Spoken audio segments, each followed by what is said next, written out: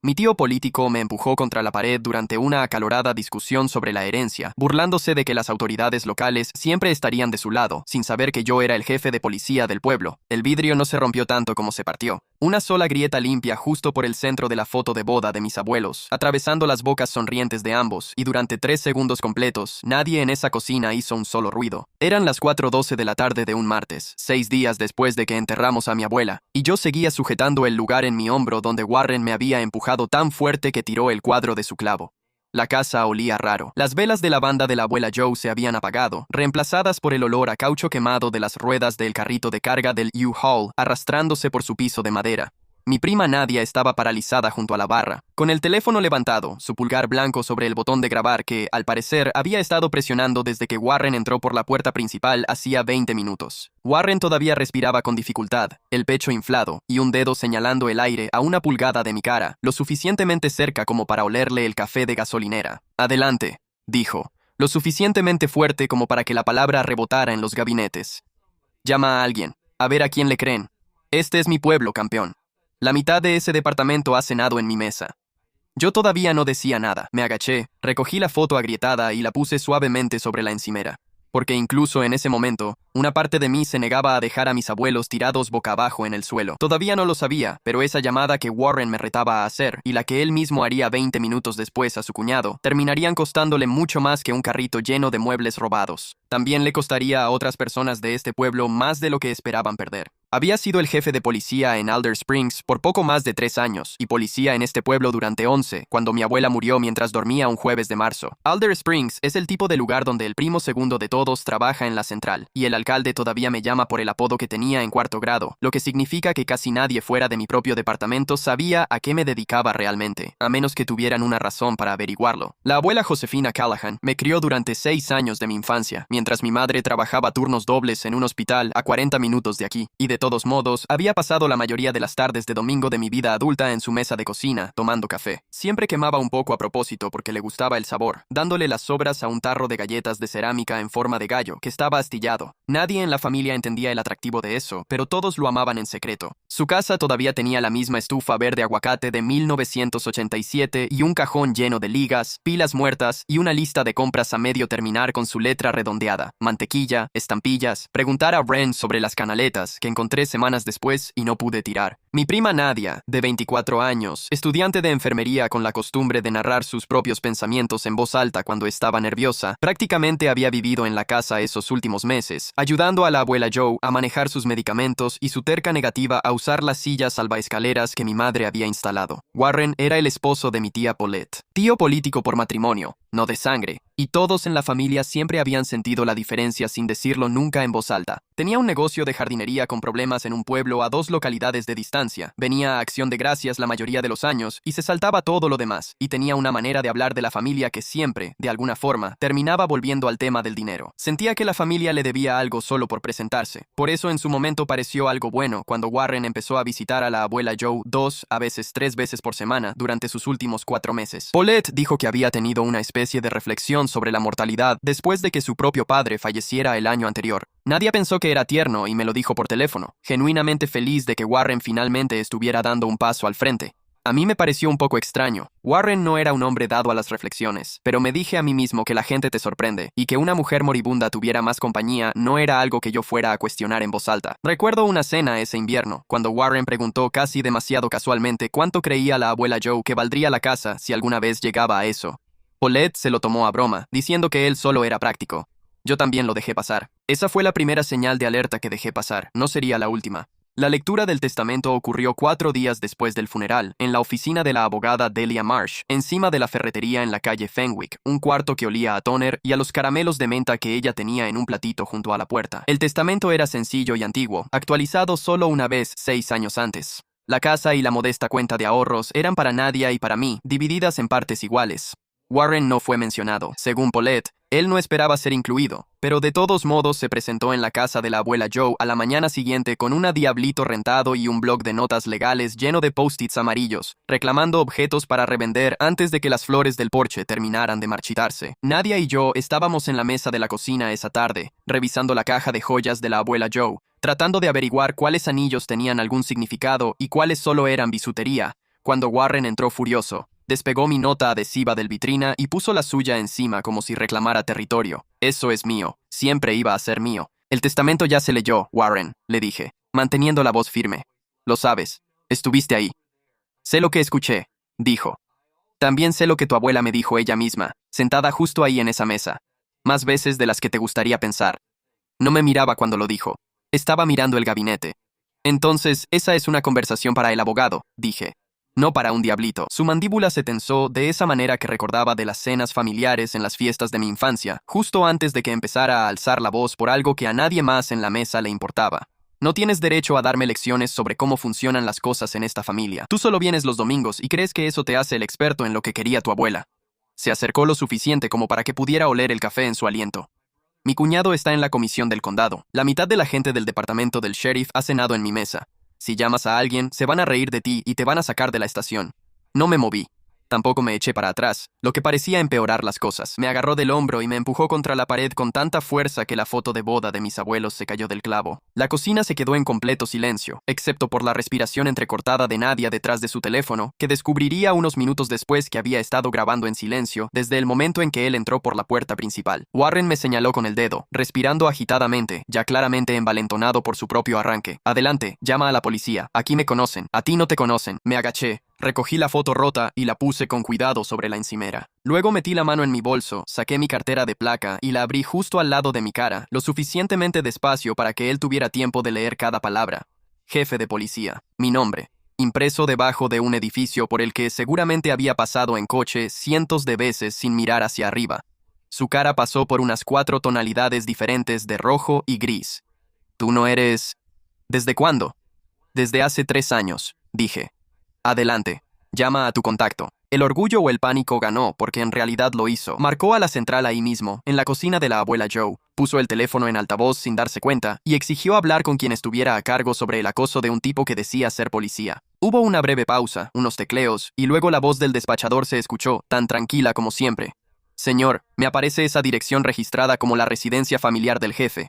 ¿Quiere que envíe una patrulla allá? Warren miró el teléfono como si lo hubiera mordido. Nadia giró su propia pantalla para que él pudiera verse a sí mismo 30 segundos antes, empujando, diciendo con total seguridad que ellos no te conocen. Le dije que tenía exactamente el tiempo que me tomara encontrar el recogedor para sacar su diablito, sus notas adhesivas y a él mismo de la casa de mi abuela. O la siguiente conversación sería en el centro, oficialmente, frente a personas que sabían exactamente quién era yo y exactamente quién no era él. Ya se había ido antes de que encontrara ese recogedor. 2 semanas después, mi propio banco llamó, no por las cuentas de la abuela Joe, sino por las mías, para alertarme sobre una consulta inusual. Alguien que decía ser un familiar se había comunicado con el banco de Josefina, preguntando sobre el saldo y el historial de transferencias de su cuenta, usando detalles específicos, suficientes como para que el gerente de la sucursal, un hombre de voz suave llamado Curtis, que había conocido a mi abuela durante 20 años, se pusiera nervioso y sacara el estado de cuenta completo de 6 meses antes de liberar cualquier información. Me senté frente a él en su pequeño escritorio con la planta artificial encima, y él deslizó la impresión hacia mí sin mirarme a los ojos. Quiero ser directo, jefe. Noté algo hace unas semanas y no sabía a quién le correspondía reportarlo. Tocó 4 líneas diferentes con su bolígrafo. 4 transferencias durante los últimos 3 meses de Josefina. $4,000 en total, enviadas a una cuenta a nombre de Marisol Vega. Me dije a mí mismo que probablemente era un estipendio de cuidado, algo que se había arreglado y olvidado, y dije algo así en voz alta. Podría ser, dijo Curtis con cautela, excepto esta. Él señaló la 4ª transferencia, $2,000 solo esa vez, procesada 9 días antes de que Josefina ingresara al hospital. Junto a ella, con su propia letra de ese día, había una nota que al parecer hizo en ese momento. La mano del cliente parecía temblorosa, confirmado verbalmente antes de procesar. Temblorosa. No era la mano segura, inclinada hacia la izquierda, que había conocido toda mi vida, la misma de 6 años de tarjetas de Navidad que aún están en una caja de zapatos en mi casa. Sentí que el estómago se me caía hasta las rodillas. No tenías que mostrarme esto, dije. Solía darle caramelos de mantequilla a mis hijos en el desfile del 4 de julio cada año, dijo Curtis. Como si eso lo explicara todo. Y la verdad, sí lo hacía. 11 días después del incidente en la cocina, llegó una carta de una oficina de abogados a 2 condados de distancia. Warren estaba impugnando el testamento. Adjunto venía una fotocopia de un codicilo escrito a mano, fechado 3 semanas antes de que la abuela Joe muriera, dejándole la casa en reconocimiento a su cuidado devoto en sus últimos meses. Supuestamente fue atestiguado por Marisol Vega, la cuidadora a domicilio que la familia había contratado ese invierno para ayudar a Josefina por las mañanas. Llamé a Delia Marsh antes de terminar de leerlo por segunda vez. No puede ser real, le dije. Ella estuvo en el hospital todo ese tiempo con neumonía, 4 días. Yo estuve ahí. Codicilos como este se impugnan todo el tiempo, y la mayoría no se sostienen, dijo Delia, no de manera antipática, pero tampoco reconfortante. Pero este tiene un verdadero problema. Si está fechado durante una estancia documentada en el hospital y Marisol Vega testifica que presenció la firma en la casa en esa fecha, tenemos una contradicción que nos favorece mucho. Si ella no testifica o testifica de otra manera, esto se complica mucho más de lo que debería. Yo mismo llamé a Marisol 2 veces. Ambas veces no contestó. La tercera vez recibí un mensaje de texto, de 3 palabras. No puedo hablar. Me dije a mí mismo que no era nada, que tal vez solo estaba incómoda por verse envuelta en una pelea familiar que no era suya. Le dije lo mismo a Nadia por teléfono esa noche, y ninguno de los dos lo creyó mucho. Para la tercera semana, dejó de ser sobre la casa y pasó a girar en torno a mi placa. Una queja formal llegó al escritorio de la Comisión de Policía de Alder Springs, presentada por Warren, alegando que yo había usado mi posición como jefe para intimidar a un civil durante una disputa privada de propiedad familiar. Específicamente, que yo había insinuado consecuencias que enfrentaría por parte del departamento si no se iba de la casa de la abuela Joe. Me llamaron a una sala de entrevistas vacía en el edificio del condado para sentarme frente al capitán Harlan Bixby, quien había manejado las investigaciones de asuntos internos para la oficina del sheriff del condado durante 16 años. Antes, Alder Springs lo pedía prestado para casos como este, precisamente porque no tenía razón para ser indulgente con nadie local. No estoy aquí para hacerte esto más llevadero, me dijo, colocando un bloc de notas legal entre nosotros. Estoy aquí para averiguar qué pasó realmente. Cuéntame todo desde el momento en que él llegó. Lo hice, en orden, sin adornar nada. Preguntó específicamente sobre el empujón, dónde cayó su mano, si yo había levantado la voz primero, si me había identificado como jefe antes o después de que él me amenazara. Le dije que me dije a mí mismo que esto sería una formalidad, algo que se descartaría en una semana una vez que alguien viera los hechos reales, y lo dije en voz alta. Bixby no levantó la vista de sus notas. Las quejas como esta se desestiman en una semana cuando no hay nada detrás de ellas, dijo. Esta tiene a un comisionado detrás. Eso cambia mi cronograma, no mi conclusión, pero sí cambia mi cronograma. Ese comisionado era Roy Vance, cuñado de Warren, 3 periodos en la Junta del Condado, y descubrí exactamente qué tan involucrado estaba gracias a mi propio subjefe, Omar Delgado, quien me encontró en el estacionamiento después de una reunión de presupuesto de la que ni siquiera sabía que iba a ocurrir. Tienes que ver esto, dijo Omar, extendiéndome su teléfono. Era una foto del restaurante en la Ruta 9. Vance y un hombre con una camisa de golf inclinados juntos sobre el café. El tipo de reunión a la que nadie le presta atención hasta que sabes que el hombre de la camisa de golf es el director regional de CenturyLine Solutions, un contratista privado que había estado proponiendo discretamente al condado hacerse cargo de los servicios de despacho de emergencias. 2 veces este mes, dijo Omar, en la misma mesa. Y Vance ha estado diciéndole a cualquiera en la barra que quiera escuchar que el pueblo merece una mejor supervisión del departamento. El mismo mes en que se supone que debe votar el presupuesto del próximo año, que incluye la propuesta de CenturyLine. Sentí un nudo en la garganta.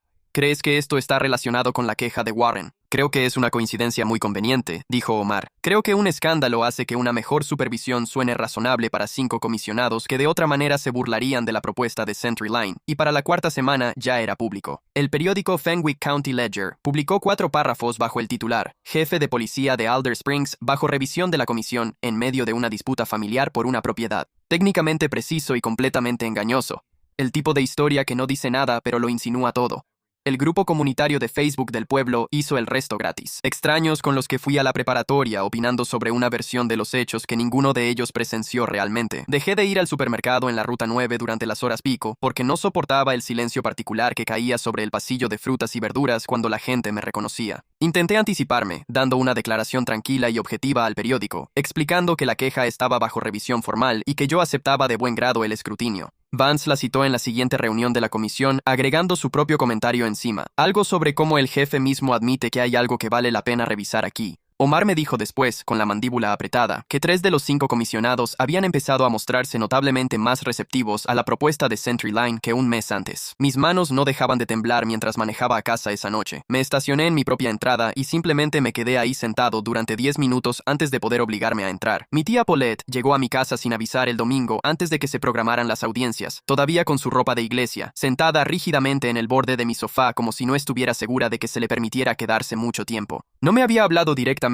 desde lo de la cocina. Todo había pasado por Warren o por Nadia o por nadie en absoluto. No me habló del codicilo hasta que salió la carta del abogado, dijo, girando su anillo de bodas. Quiero que lo sepas. Me enteré el mismo día que tú. En su mayoría, le creí. Aunque noté que todavía no había dicho que él estaba mintiendo, solo que ella no lo sabía.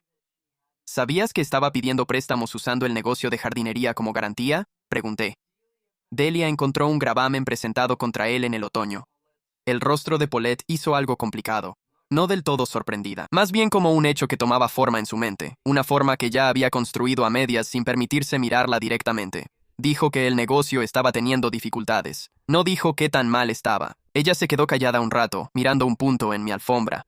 No es un monstruo, Ren. Creció viendo cómo a su propio padre le negaban cosas que él creía merecer. Pasó 30 años aterrorizado de terminar en la ruina y siendo irrelevante. Y la familia de mi madre siempre lo trató como si fuera lo de menos en cada fiesta. Y yo lo permití, porque era más fácil que pelear por eso. Ella me miró. Eso no justifica lo que hizo. Lo sé, solo necesito que entiendas que no fue solo avaricia. Parte de eso era miedo disfrazado de avaricia, y ya no sé dónde termina uno y empieza el otro. No tenía nada reconfortante que ofrecerle. Él me puso las manos encima, Paulette, en la cocina de la abuela. Esa parte no es complicada, sin importar lo que le esté pasando. Lo sé, dijo ella, y por primera vez, su voz se quebró. Yo también lo sé. Se fue sin pedirme que fuera indulgente con él, lo cual no esperaba, y eso me dijo más que cualquier otra cosa que hubiera dicho. Los profesionales se movieron rápido una vez que se involucraron, y había más de los que esperaba, cada uno llevando una pieza diferente del mismo rompecabezas. La abogada Delia Marsh trajo al doctor Anton Weiss, un perito forense en documentos con 22 años, analizando firmas cuestionadas para la Asociación Estatal de Abogados, para revisar el codicilo comparándolo con 6 muestras verificadas de la escritura de Josefina Callahan, listas de compras, una tarjeta de cumpleaños, un formulario de consentimiento médico firmado del propio hospital. Llamó directamente a la oficina de Delia para explicarle sus hallazgos antes de que el informe escrito estuviera terminado, y ella puso la llamada en altavoz para que yo también pudiera escucharlo. Inconsistencias significativas en la presión del trazo, la formación de las letras y la alineación de la línea base, dijo, con la voz pausada de un hombre que había dicho esta frase exacta en un centenar de declaraciones. Inconsistente con el conjunto de muestras. También realicé 2 veces una prueba de envejecimiento de tinta y papel, porque quería estar seguro antes de poner mi nombre en esto. El tipo de papel del documento es posterior a la fecha que aparece escrita por varias semanas. Quien haya escrito esto no lo hizo cuando dice que lo hizo. Una vez que el silencio de Marisol se extendió por más de una semana, la investigadora de Delia contactó a la policía estatal y el caso llegó a la detective Corinne Ashby, quien había pasado 9 años trabajando en delitos financieros antes de que el condado de Fenwick la necesitara. Ashby fue quien finalmente rastreó las transferencias bancarias que Curtis había señalado hasta una cuenta conjunta que Warren compartía con Paulette y quien finalmente logró que Marisol contestara el teléfono cuando nadie más pudo. La jueza Miriam Ostrander, quien había estado en el tribunal testamentario del condado durante 11 años y tenía fama de perder la paciencia precisamente con este tipo de maniobras, fijó una fecha de audiencia para impugnar el testamento. Resultó ser la misma semana que mi propia revisión de la comisión, lo que significó que pasé la mayoría de las noches de ese mes alternando entre preparar una defensa de mi propia conducta y tratar de ayudar a Delia a remar el caso de la sucesión que nunca se suponía que fuera complicada en primer lugar. Para cuando ambas audiencias fueron programadas, la carpeta que Delia tenía en su escritorio había crecido tanto que necesitaba un segundo clip para sujetarla. El informe forense de 9 páginas del Dr. Weiss, el estado de cuenta bancario de 6 meses, con la anotación manuscrita de Curtis aún visible en la fotocopia, los registros de admisión y alta del hospital, estableciendo la ventana de 4 días. Josephine había pasado sin poder sostener una pluma, y un registro de cadena de custodia, documentando por qué manos había pasado. El codicilo original había pasado por varias personas desde que el abogado de Warren lo presentó por primera vez ante el tribunal. Delia también había solicitado por citatorio los registros bancarios del propio Warren, una vez que la participación del detective Ashby lo hizo posible, y así fue como salió a la luz formalmente el pago de $5,000 a Marisol, dividido exactamente como Marisol lo había descrito. Primero 2,000 exactos, luego 3,000 exactos, con 6 semanas de diferencia. Sin factura, sin campo de concepto, nada más que un número de ruta y una fecha. La crisis llegó de golpe. Como suelen hacerlo estas cosas cuando has pasado semanas preparándote y aún así resulta peor de lo que imaginabas. La audiencia de la Junta de Revisión de la Comisión y la audiencia de sucesión estaban programadas para el mismo jueves, a solo 4 días de haber sido anunciadas. Eso significaba que tenía menos de una semana para ayudar a Delia a terminar de armar el caso de la herencia, mientras también me preparaba para responder por mi propia placa frente a 5 personas, una de las cuales estaba tratando activamente de quitarle fondos a mi departamento. 2 días antes de cualquiera de las audiencias, la comisión votó 3-2 para ponerme en licencia administrativa con goce de sueldo, en espera del resultado de la revisión en curso, una formalidad que aún así se sentía como un veredicto público, aunque no fuera esa la intención. Tuve que entregarle mi arma de servicio y mi placa a Omar en el estacionamiento del departamento de policía, y me temblaban tanto las manos que batallé 2 veces con el broche de la funda antes de que él se acercara y lo hiciera por mí sin decir una palabra. «Esto no ha terminado», dijo en voz baja, sin soltar la funda de inmediato. «Lo sabes», Lo sé, respondí, pero no sentía que supiera nada. Ese mismo día, Marisol Vega dejó de responderle por completo a la investigadora de Delia. No llamó, no mandó mensajes, nada. Tenía aproximadamente 24 horas antes de que comenzara la audiencia. Un informe forense que probaba una falsificación, pero no quién la había hecho, y una testigo clave que se quedó en silencio justo cuando más importaba. La voz de Delia estaba más tensa de lo que la había escuchado en todo el mes cuando llamó esa noche. Si Marisol no se presenta voluntariamente antes del jueves, vamos solo con el análisis del documento. Es sólido, pero el abogado de Warren ya ha señalado que argumentarán que el informe del Dr. Weiss es solo la opinión de un experto contra un documento firmado por un testigo. Esa noche me senté en mi propia cocina, no en la de la abuela Joe, e hice una lista de todo lo que podría salir mal. Mi placa, la casa, Marisol, la votación del presupuesto, faltaban 3 semanas, y Vance claramente contaba con que este escándalo inclinara la balanza a favor de CenturyLine. No podía respirar bien durante la mayor parte de eso. Mi teléfono vibró a las 11:40 p.m. Sentí un vacío en el estómago antes siquiera de mirar la pantalla. Era Marisol.